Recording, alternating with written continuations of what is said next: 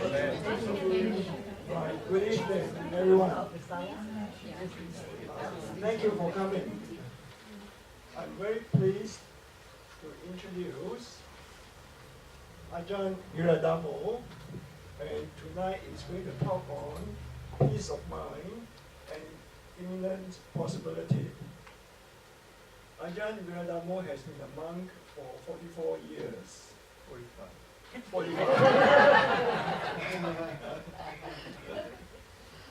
took Bhikkhu ordination in 1974 at Wat Paparon with Ajahn Chah.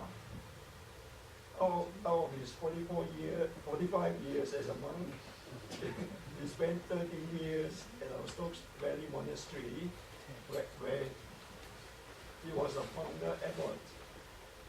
During his stay at Bodhinyana, he was a frequent visitor, Dharma teacher to Palmerston. We are most grateful to Ajahn Viradhammo for his excellent Dharma teachings all during that time. Ajahn Viradhammo is a current abbot of Tisarana Monastery, Perth, Ontario, Canada. Ajahn is invited to New Zealand for the opening ceremony of the reclining Buddha and renovated stupa, which is scheduled on the 2nd of December 2018. Please visit the Bodhinyana website for scheduled talks by Ajahn Viradhammo and other activities leading to the opening ceremony. And here we have Ajahn Kusalo, the abbot of Bodhinyana Brahma, and Ajahn Dan on the other side. Thank you very much. I hand the mic over to you.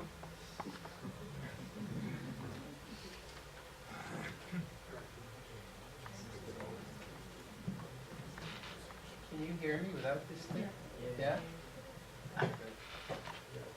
So maybe You need this for recording?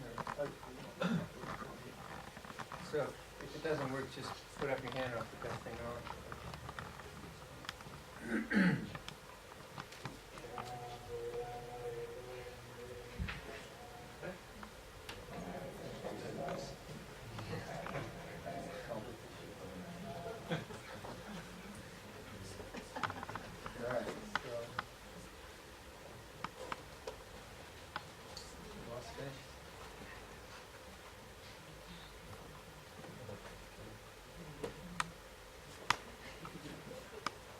Upstage and he's very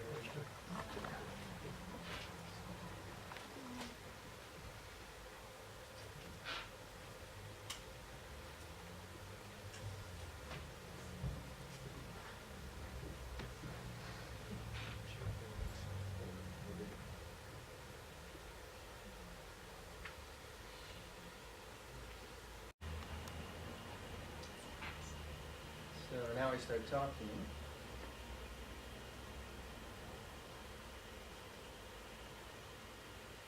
Now you're waiting.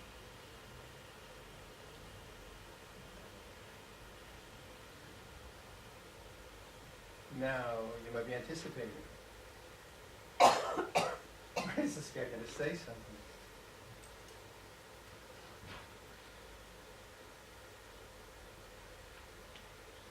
But as you're waiting,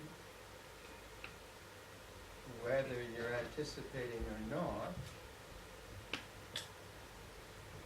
or you see the little all black come in,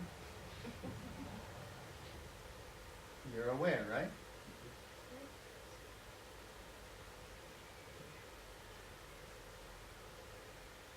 So I feel heat. I hear sound, right? And you listen to the sound. What do you have to do to listen to the sound? Calm. Right. You have to stop thinking. Because you're thinking, you can't hear the sound. I change chairs. So these are called rhetorical questions, by the way. There's some kind of philosophical method here, but anyway. I better start talking, or is it going to take long? So if you listen to sound, what do you have to do to listen to sound? You have to be present, don't you? If you're critiquing what I'm saying right now, you're not listening to sound. If you're recollecting something that happened yesterday, you're not listening to sound. If you're planning the next day's activities, you're not listening to sound. So to listen to sound, what do you need to do? You need to stop and listen, right? Okay, so then you can listen. Now if you listen to sound, you can also go out to the sound, like I can bring my attention, and where's the strongest sound? So it sounds like it's the vent here. So my attention can go out to the sound, right? Or I can also just let the sounds come to me, irrespective of the quality of sound or the type of sound or where the sound is coming from, whether it's coming from Lionel here who's talking, and he should be listening, or anything else, right? So I can cheat but if you listen to sound in a way where you listen to the changing nature of sound, and that takes a particular attitude of mind. So if I ask you to listen to sound now, and I ask you to listen to the changing nature of sound, do this with me, yeah? Listen to the changing nature of sound.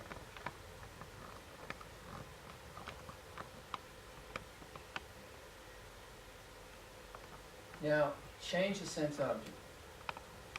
Change the sense object to your, let's say, the feeling of your hands. Or wherever your hands are, move from the sound to the feeling in the hands. Now, to do that, what you have to do, you have to stop thinking. It's not something you figure out. It's something you feel, right? So feel the hands. Feel the changing nature of tactile sensation in your hands. Do this with me. Okay, now listen to sound and feel your hands. Do this with me. Listen to sound and feel your hands. Now notice the changing nature of sound. Notice the changing nature of your hands. Notice what's different. Notice the difference. The sound is different than tactile feeling. But what's the same? In all those experiences, what didn't change? There's something there, right? And I would suggest that's peace. That's what we mean by the immanence of peace. My suggestion. Because that knowing or that awareness is not dependent on the quality of sound or the quality of tactile experience. See what I mean? So, when we talk about in religious language, quite often we talk about immanence and transcendence. It's a language that's used, and that's one of the words you could use for the ideas around Buddhist enlightenment, nibbana, and so on. Immanent. Immanent means it's always here and now. Okay? Always available. Akaliko in the Pali. Here and now. So what is immanent here and now? Well, sound is not necessarily immanent because it's changing and it's dependent. Like if I'm deaf, I lose my sense of hearing, then that's not imminent. But the awareness of that, now that's interesting. Transcendence is a difficult word because it has a lot of affiliations in modern Western culture, which sometimes people don't like, I've found. But transcendence means it's not a quality like a loud sound or a soft sound. And if you notice, awareness is not a quality, it knows qualities. Don't you agree? You're like you can I can be quite receptive to sound. And Larry moving or Lionel moving over there. I can be receptive to sound. I can know sound, but I can never know knowing. I can only be the knowing. I can only be peaceful. It's difficult because we are so conditioned. Lionel? I'm going to switch it off. I've known him for years, so he always does.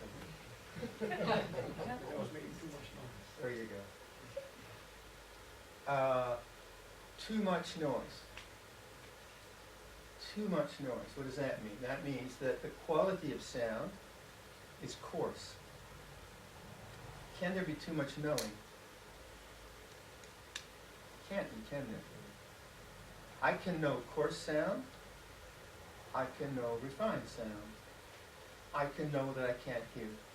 I'm not deaf yet, but it probably comes soon. I'm 71, so I can know when the hearing faculty fails, the awareness will not fail. Correct? Awareness is not dependent on sound, but sound is dependent on awareness.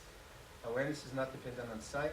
I could have macular degeneration, I could go blind, but the awareness, there would be a knowing that blindness feels this way. You see that? So immanent and transcendent, what could that possibly be? Must be awareness. But not awareness of an object, awareness itself. Now, in Buddhism, what we emphasize a lot is that the objects and conditions of awareness, the objects that we pay attention to, so now it's silent, now that's pleasant, right? For me, the sense experience is pleasant. But the awareness is neither pleasant nor unpleasant. The awareness knows that, correct? The awareness knows, oh, this is nice. And then if it came on again, oh, this is not nice. So the definition of not nice and not nice quite often takes us away from peace. Right? Because we like nice, we don't like not nice. And yet we need nice. We need comfort. We need food. We need warmth. In Canada, you need warmth. It's minus 10 degrees. You need heating. It's nice. So there's nothing wrong with nice. But nice is not transcendent. Nice is not immanent. So in the conventional sense, what we're trying to do is create culture, family, environment, literature, art. In many ways, we're trying to create a situation which is nice. Right? None of us want to live in a garbage pile, and all of us like good food. Yeah? So that's very human, very natural. There's nothing wrong with that, and we do the best we can. But you can see that a life lived simply to serve the compulsions of nice won't liberate you, because the feeling of nice is dependent. It depends on what happens to you. Right? So without dismissing the very natural and human impulse to create family structures of flourishing, self-flourishing, family flourishing, to create ecological situations which are clean. The beaches in New Zealand are stunning. I've been on 2 beaches recently, and it's like, ooh, it's beautiful. It's so beautiful. So there's good things. to take care of the environment, to take care of each other, to have a moral society, to have a society which cares for the downtrodden and the sick and injured, to see our kids flourishing, to have education. These are all very, very good things. They're very good things. But in Buddhism, they wouldn't be seen as an end, rather as a means. Good education, good health care, clean environment, they're not an end in themselves because they are dependent on other things. They're external, they're objects. So we try to, in Buddhist philosophy, is no, I'm not going to hurt you. I'm not going to act on that which hurts you. And then this caring and generosity spirit. And all that lays the foundation for peace. Right? But it's not guaranteed to be peaceful. Because you can be very generous and you can be very moral, but you can still worry a lot. Worry about your kids, worry about your health, worry about your bank account, worry about your ingrown toenails, whatever you want, worry about it. So that's not enough. It's not enough. So the peace of inner development, or bhavana, is that peace which comes from a reflective mind. Like I can feel, I can feel annoyed at someone and believe in the annoyance, or I can be aware of the annoyance. Can I can feel annoyed at someone doing something at the office or at the monastery or wherever, and then not notice that I'm feeling annoyed, and believe in the thoughts. Those idiots, don't they know? I've told them 100 times. Or I can blame myself. I shouldn't be annoyed. I'm a monk. All monks should be just nice little puppies all the time, or whatever you want. Right? So that's not awareness. That's not reflection. That's position. That's self. That's ego. That's storyline. That's narrative, and so on. But in the midst of annoyance, I can also say, wow, annoyance feels this way. I can awaken to the feeling of annoyance as an object. And that is the same as me awakening to the sound of the air conditioning. It's the same awareness. So all conditions, whether it's negative emotions or neutral sounds, point to one thing, and that's awareness. So even in the midst of some emotional upheaval, if you want to practice immanence, peaceful immanence in the here and now, what do you do with annoyance? Well, if you try to get rid of it, that's not peaceful.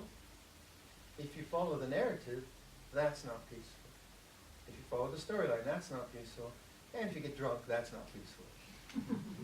Distraction, belief, repression, these don't work. But what works is the awakened mind knowing that annoyance feels like this. And if you trust in that, you will see that annoyance is an object which arises and ceases in the space of awareness. And that awareness is peaceful. It hasn't got a quality, it knows qualities.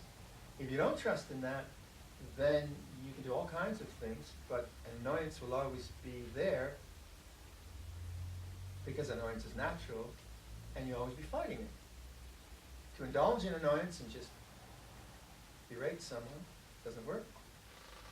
Self-care doesn't. What works? What really works? What works with the emotions? So I would say the awakened mind works, because the awakened mind is not dependent. It doesn't depend on anything. So you begin to see that even within fear, within anxiety, within loneliness, even within difficult things like memories of child abuse, these very, very difficult things that humans have to face, awareness is always possible. Awareness is always possible. And the more you trust that, the more you see there's movement, and there's that which is unmoving. There is change, and there's that which is unchanging. And that unchanging part of our experience or consciousness, we don't tend to notice because we're so distracted by the pleasant and the unpleasant. We want the pleasant, we don't want the unpleasant. And unfortunately, nature has made it such that we can organize things to be marginally pleasant, right? So we can do a little bit. We can make ourselves comfortable, we can make ourselves wealthy, we can have beautiful art, but in the end, it always sort of slips out of our fingers. Right? Whereas the awakened mind isn't something that slips out of your fingers, it's something we just tend not to notice because we're taken by the objects. Now there's a very good formulation of the Four Noble Truths. I suppose most of you are aware of the Four Noble Truths. So the Four Noble Truths, the usual formulation is there's suffering or unsatisfactoriness. There's the cause, which is attachment to desire. There's the end, which is the letting go of desire. And there's the path of meditation and reflection. Another teacher, he puts it differently. He's contemporary to Ajahn Chah. And the way he put it, he said, the mind going outside is the cause. The result of the mind going outside is suffering. The mind knowing the mind is the path. The result of the mind knowing the mind is the end of suffering. So let's say you come into your house and you find that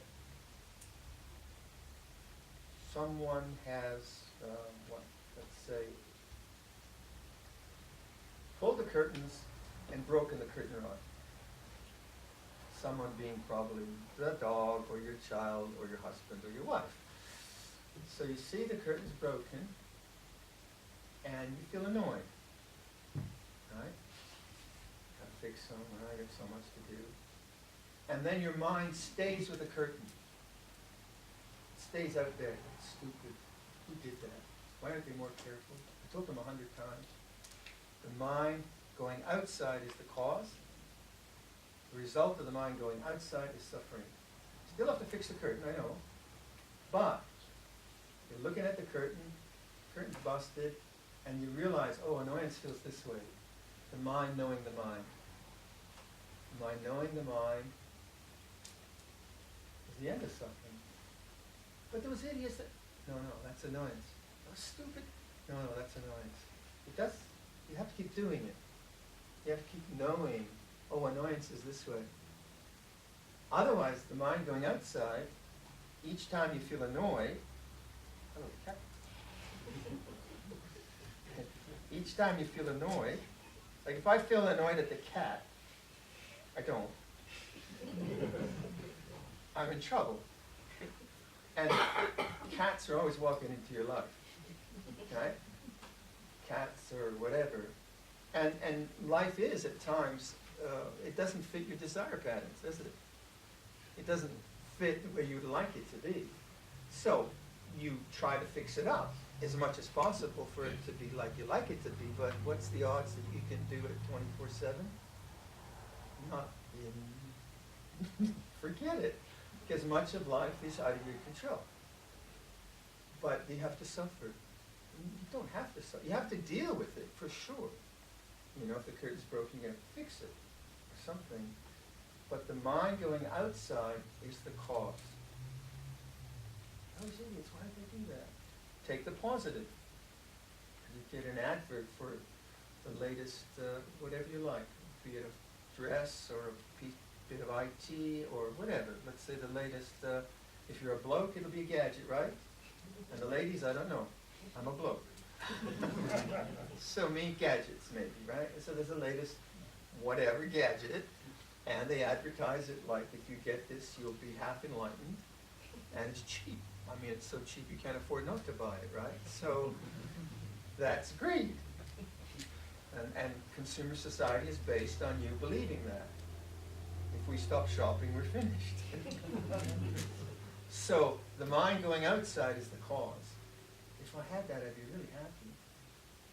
I'd be really, if I had two, I'd be even more happy. And then mind going outside is the cause. Yeah. The mind knowing the mind. Oh, this is greed feels this way. So what? I'll buy it anyway. Okay. So you buy it, and then what you get? Buyer's remorse. Right? Oh, I got the wrong color.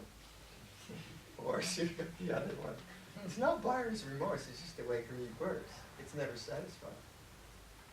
So you buy 3 of them, and finally, you look at your bank account or whatever, and you say, oh, and it, it's going to come up again on some other object. You say, oh, greed feels this way. The mind knowing the mind. Now that greed, because it is an impulse, you have to keep awakening to it, awakening to it, awakening to it constantly. Otherwise, you're going outside. And that's the hard part of the religious life. That's the hard part of peace, is to sustain awareness on annoyance, on greed, and not believe in them. Not hate yourself and not believe in the kind of consuming of stuff. And that takes tremendous patience and trust. But if you do that, if you start to witness to aversion, to fear, to greed, to jealousy, the whole range of human suffering, you see, jealousy is this way. Feels that feels like this. And it's just the same as the sound.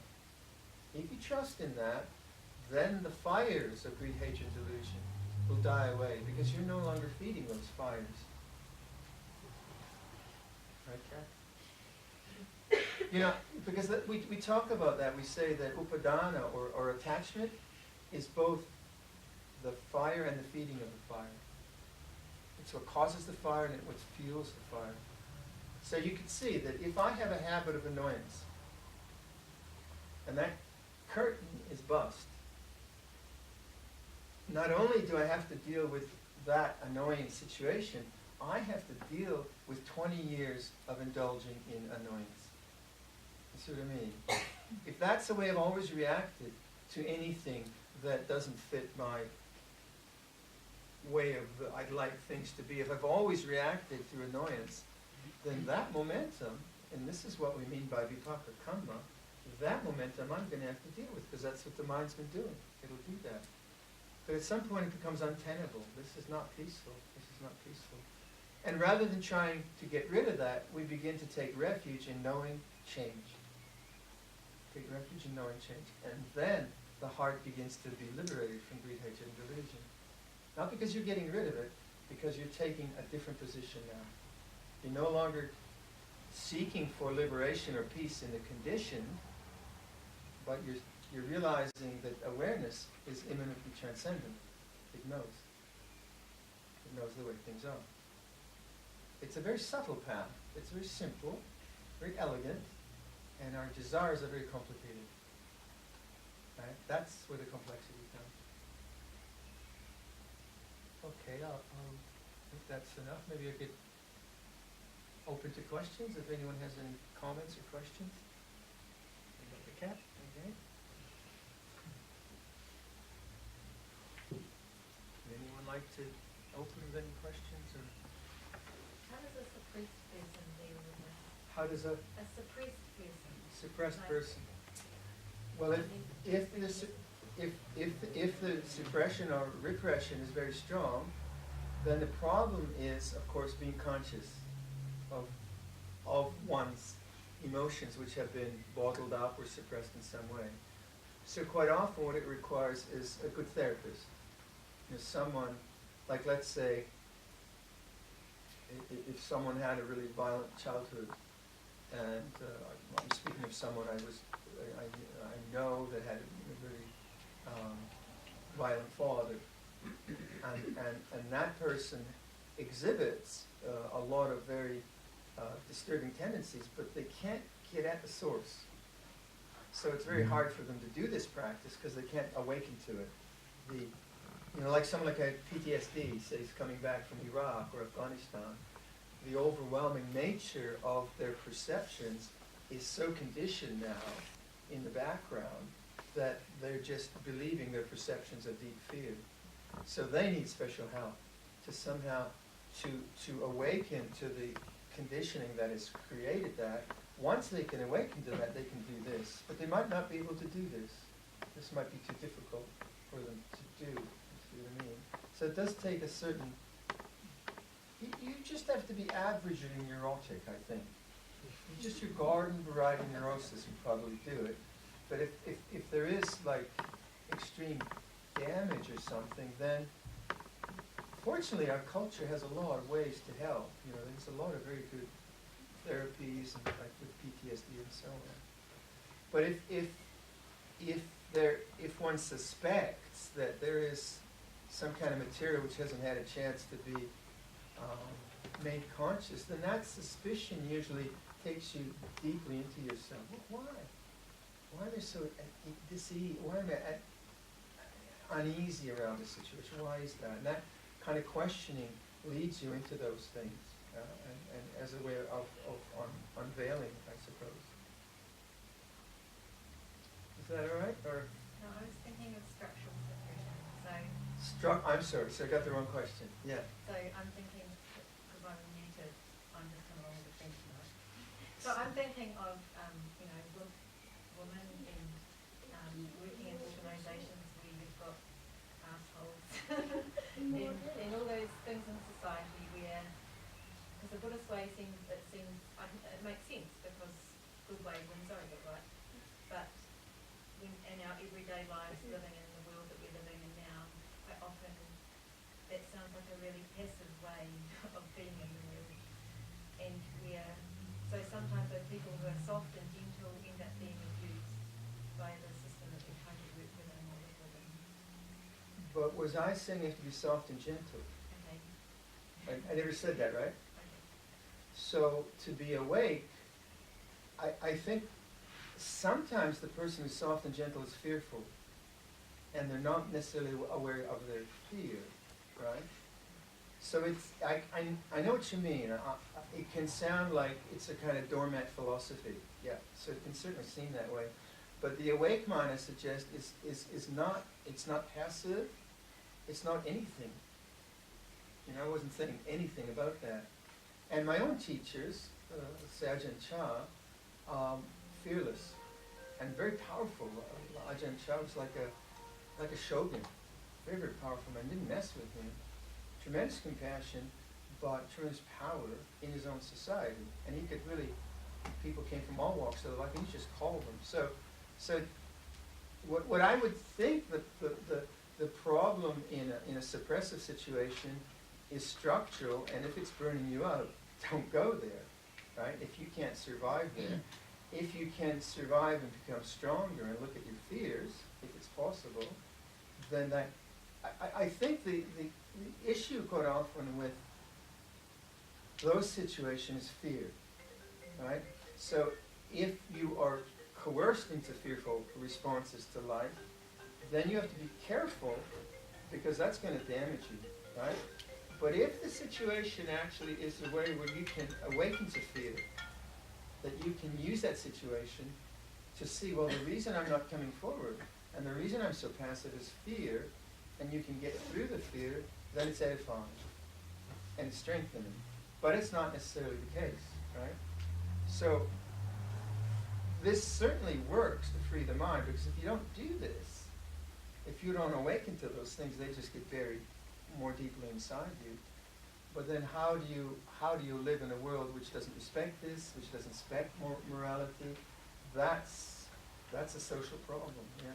So if a culture isn't conducive to awakening, how do we protect ourselves from that culture if we can't change it? And then I don't have an answer to that, because when I came across this, I thought, yeah, I'll go for this. I like this. So I don't really have those kinds of environments. But I have seen in myself situations where I'm afraid to be active and assertive because of my own fears, and I had to work through that. And I actually had a situation where a monk was bullying me, and he really had my number. I was quite afraid. It took me a long time to go, oh, that's what's going on. So there are possibilities of working that through, but not necessarily. Not necessarily. Yeah, so there's no easy answer. But I would, I'd be careful not to misread this as passivity. you know, that's not really what I was saying. It's more like awake mind. That's important. Okay? All right. Sorry I got it wrong in the first one. Anyone else?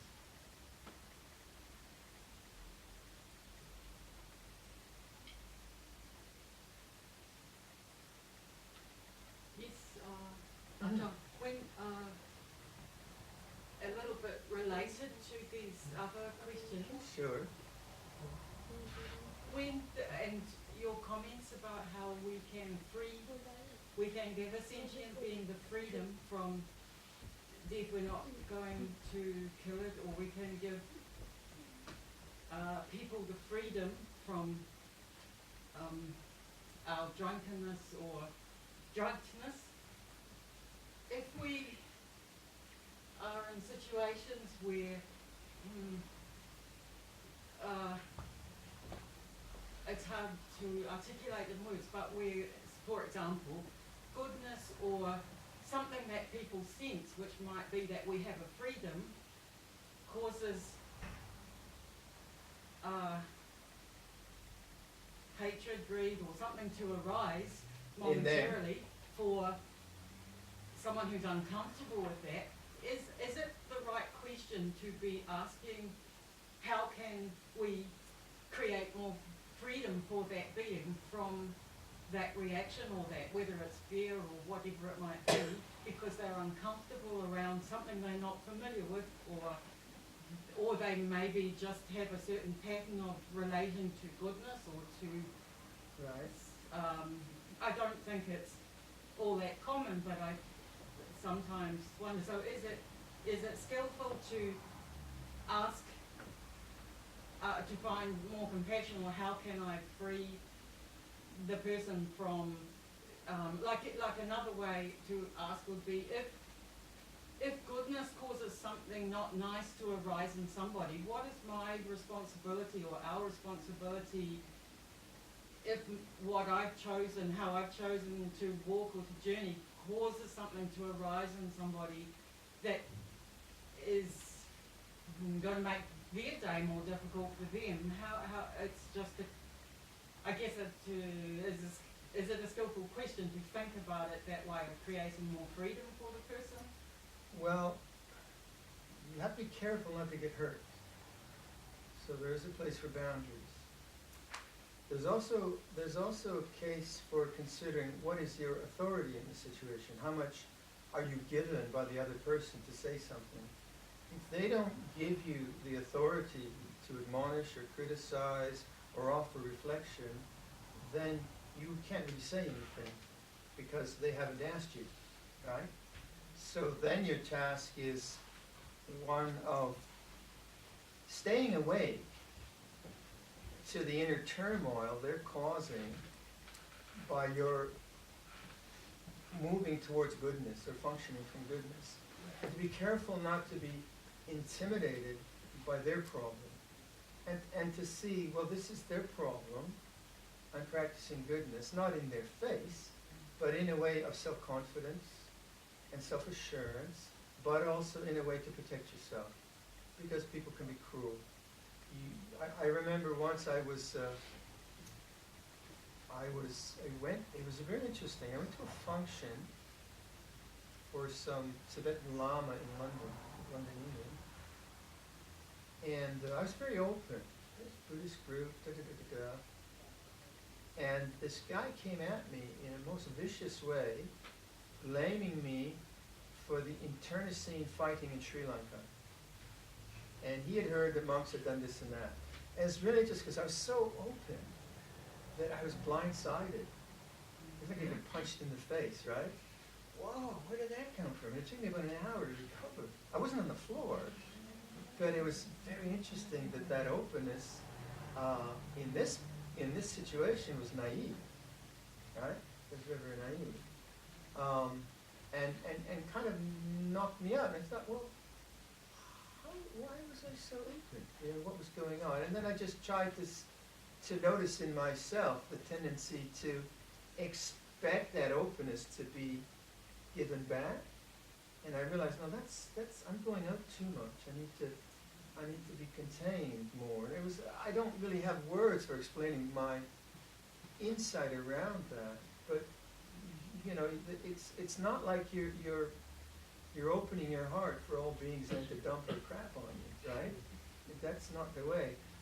But to close down for the sake of some social convention, you don't want that too. That's not right, is it? That you become cynical, you become closed down, I'm afraid. So how can you remain, I should think, centered? And to me that would be the awake mind. Because the awake mind will then know how there is a reaction going on between A and B, right? And then if you're honoring that and looking at, are they okay? Or have I done something wrong? You see, that's fear. Fear of blame, wanting to fit in, all the different kind of social fears we can experience. So if you stay with the awake mind, it'll teach you about what's going on inside yourself. And then I think from that you get the best response. We don't know what the response is. But if you're not awake and you're coming from some kind of reactive pattern about wanting to be liked or not wanting this person to suffer, then you're functioning from some fear base or some idealism or whatever, and it gets even more confusing. So if my go-to place is that, well, it feels like this. And then I trust from that place, some intuition arises, some wisdom, some words, whatever. But you have to be careful. You can't. Sometimes you just have to have boundaries, right? So I don't, like there is a group, we drove by here, and there's a group of Hell's Angels, or whatever angels, but they look pretty different than me. They had an outfit. It was mostly black leather, and had a big dog. And I thought, I'm not going in there. You guys should meditate. Because I'm not given the authority. I'm not respected, right? So that's an exaggerated example. Does that help? Yeah? Thank you. Ajahn, Yes, sir. just ask a question. How, when you have all this, for me, I have a problem where I kind of recognize annoyance, especially not in meditation, but in day-to-day living or day-to-day working. I tend to recognize annoyance or all these things, but only when they kind of become big entrenched already. Yeah. What tips will you give to kind of make one more alert as it begins to As it emerge? arises. Yeah, as it arises, because by the time, for me, it's by the time it really sits there, and then suddenly I go, whoa, you're there, But but I'm sure that I notice that sometimes it's this emerging phase. But how do you become aware of this emerging phase more regularly? How were you 5 years ago? I think it's better now. Yeah. So it's working. Yeah. So whatever you do is working. Okay, but then when it has arisen, what's the language that you engage in? What words do you engage in when it arrives, when you notice it? For some reason, it's to me, your annoyance or anger or Is it self-critical? it's not self-critical. It just suddenly appears. Yeah. When you suddenly see that, but usually it's already there. Right, but in that moment, Yeah. when you awaken to the fact that there's that, what's the language that comes out of you? Can you remember? I must say it's a bit self-critical. It's like, why have you emerged? You should not be there. Okay, so Yeah. you're not aware. Yeah. True. You are aware, but then you become unaware. Yeah. True. Because in that self-criticism, you're no longer listening to the sound. You're in thought. That's true. And we all do that because we want to be good people, right? And we're fed up with being annoyed. But I suggest that would be the place to work. That at some point the mind awakens, ooh, I'm getting uptight here. What does uptight feel like? Rather than, oh God, here I am uptight again. I shouldn't be uptight. That's not awareness. That's ego. That's self-view. That's storyline. That's narrative. It's a good narrative because it's a better narrative than believing that you're right and the other guy's an idiot, right? You're taking responsibility. And you want to kind of take it deeper into awareness. And then, so what you can do is make a suggestion to yourself of next time annoyance arises, I'm going to try to notice it as an object of awareness, as a physical feeling in the breath, in the shoulders, as an arum, or as a mood of mind. And then just ask, so what does it feel like to be annoyed? If you can. I mean, if you're in a business meeting, or sometimes you can't, but wherever you can, just say, oh, nice, it's this way. Like, look at the computer or whatever, but just know it's like this. And get to the sense of awakening first. And keep that and trust that. Because your desire mind there doesn't want that, because the thing is to no longer follow desire. And desire now doesn't want that feeling. So it says, oh, why did I do that? So then you change the whole pattern to an awakening. Oh yeah, this is annoyance. It feels this way. And come to that. That will set up awareness for the next time you get annoyed. Now if when you notice annoyance, you then become self-critical, what you're doing is you're putting more annoyance in. Annoyance of others, annoyance of you, it's the same mind. Right? So you hate yourself for a while, and that'll go, you'll have an ice cream cone, and then something else, and then you'll feel annoyed again. So you're breaking the cycle, and when you break the cycle by knowing annoyance is this way, then you're practicing metta bhavana. Metta bhavana is not loving, it's accepting. It accepts everything. It's like this. It's okay. You're not condoning it, you're not running with it, you're keeping the precepts and so on, but you are opening the heart, annoyance is this way. And then you have the space for and the awareness gets stronger, and the next time you feel annoyed, awareness is stronger. But give it 20 years. It really, I mean, you have to just keep at this stuff, because the conditioning of the mind is terribly strong. It doesn't just, it's like this. No, it's like this again, it's like this, and it keeps coming back. So the diligence of the practice is this determination to awaken again and again. And we go back to the theme of this talk, immanent and transcendent. The awakened mind is always immanent. And it's not an emotion, it's transcendent. Yeah? Thanks very much for this. Yeah. But we all do that. Self-disparagement is so easy. But it's the same pattern. Now, if you were really arrogant and said, yeah, they're all idiots out there, then I'd give you a different. I'd recommend something else.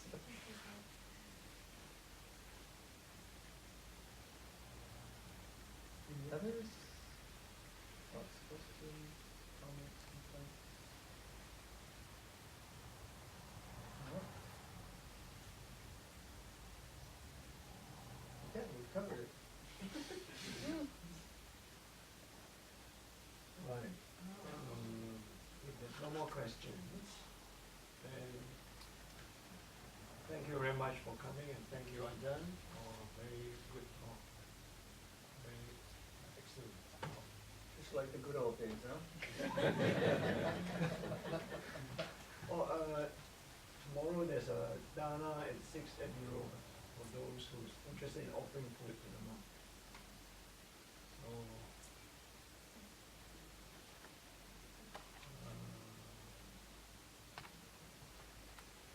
That's it?